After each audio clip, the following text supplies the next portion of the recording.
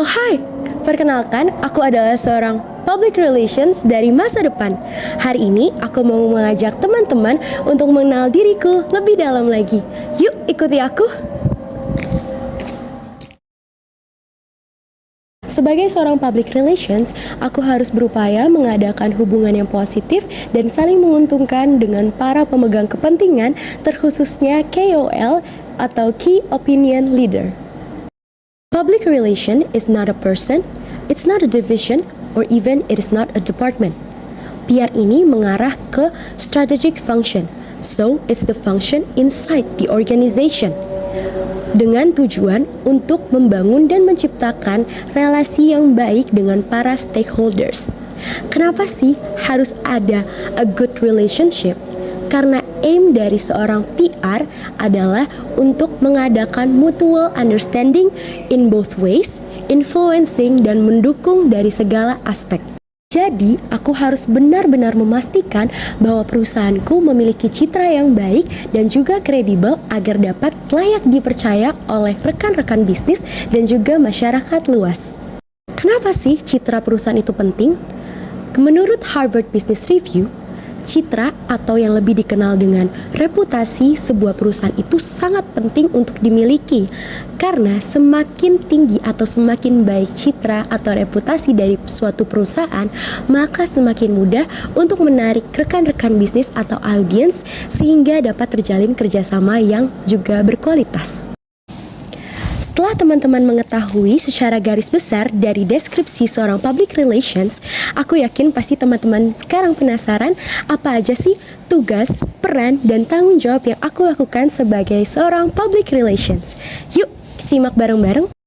Yang pertama, aku harus meningkatkan citra perusahaan terhadap publik.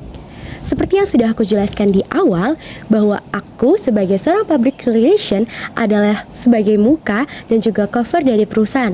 Oleh karena itu, aku menjalankan tugas pertamaku dengan membuat konten-konten dari berbagai platform media seperti newsletter, media sosial, dan channel lainnya di media massa. Yang kedua, menjaga reputasi perusahaan dari pemberitaan buruk dan mengembalikan nama baik perusahaan. Selaras dengan tugasku yang pertama, aku juga harus mampu mengembalikan nama baik perusahaanku ketika berada di fase bawah. Ketika menjalani sebuah usaha, pasti ada kalanya di atas dan juga di bawah. Ketika perusahaanku ini sedang berada di fase bawah, aku harus bekerja sama, berkoordinasi dengan rekan sekerjaku, yaitu Crisis Department. Kemudian, aku harus membuat pemberitaan yang baik dan positif untuk mengembalikan citra dari perusahaanku. Tugasku yang ketiga, selain membangun, aku juga harus bisa menjalin, bahkan menjaga hubungan dan relasi yang baik dengan para rekan bisnisku untuk mencapai loyalitas serta kepercayaan pada tingkat semaksimal mungkin. Aku juga bertanggung jawab untuk mengerjakan tugas-tugas administratif loh teman-teman. Seperti contohnya, aku membuat press release produk dari perusahaanku. Aku harus make sure semuanya aman terkendali. Tidak hanya itu, aku juga membuat teks pidato serta copywriting. Aku jamin pasti teman-teman sekarang sangat penasaran gimana sih jadi seorang public relations? Tentunya untuk menjadi seorang public relations ada beberapa skill dan juga kualifikasi yang harus teman-teman penuhi terlebih dahulu. Apa aja ya kira-kira? Kemampuan berkomunikasi yang baik. Tentunya setiap perusahaan untuk mencapai visi misi yang sama harus memiliki komunikasi yang baik. Seorang public relation dituntut untuk memiliki komunikasi yang baik dan aktif untuk menuangkan ide serta gagasannya dan berkoordinasi dengan pihak internal maupun eksternal. Tidak hanya komunikasi sederhana, public relation juga dituntut untuk memiliki kemampuan untuk berkomunikasi secara kritis. Kritis yang dimaksud adalah ketika perusahaan sedang berada di fase bawah atau terkena masalah.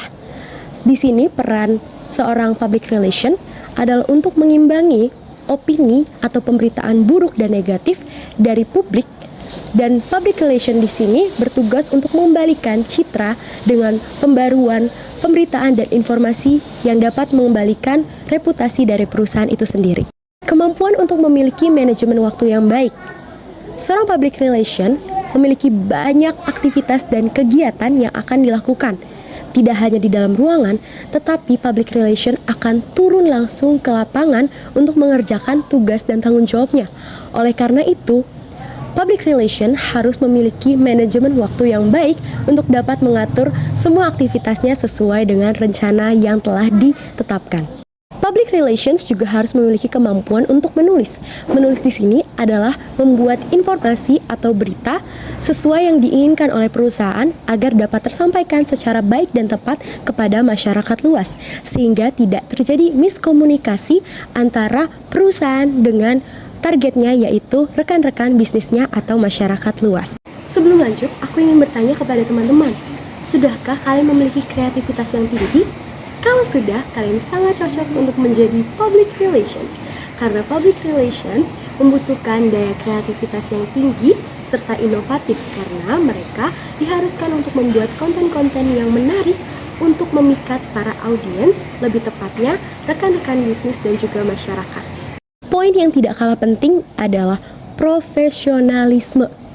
Kenapa? Karena di sini public relation lagi-lagi sebagai muka dari sebuah perusahaan harus mengetahui kode etik, nilai dan juga etika dalam menjalankan tugasnya, karena mereka akan secara langsung berhadapan dengan para pemegang kepentingan. Dan yang terakhir adalah menjadi personable. Seorang public relation harus terlihat menarik, berpenampilan baik dan juga rapi, sehingga dapat membuat para rekan bisnis untuk melirik dan melihat bahwa diri kita sebagai seorang public relation dan perusahaan itu sendiri sangat kompeten untuk diajak bekerja bersama. Dengan dibekali ilmu tentang komunikasi digital, aku yakin kita semua dapat menjadi seorang public relation yang potensial untuk mencapai kualifikasi dan dapat bersaing di era digital.